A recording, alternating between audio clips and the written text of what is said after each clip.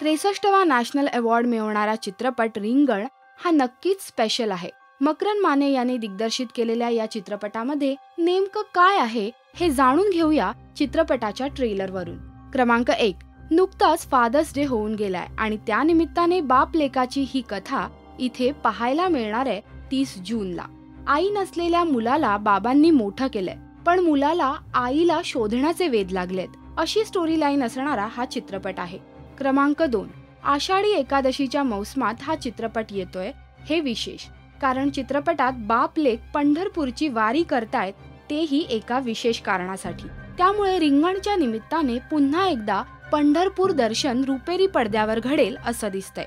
क्रमांक 3, हा चित्रपट अनेक विदेशी चित्रपट महोत्सवांना लक्षवेधी हजेरी लावून आलाय। Cannes short film corner, London Indian film festival, Stuttgart Indian film festival अशा अनेक ठिकाणी हा चित्रपट हजेरी लावून आलाय। 63व्या नॅशनल अवॉर्ड्स मध्ये best feature film in Marathi आणि स्टुअर्टगार्ड इंडियन फिल्म फेस्टिवल मध्ये द डायरेक्टर्स विजन अवॉर्ड असे 2 मानाचे अवॉर्ड्स मिळालेला हा चित्रपट आहे।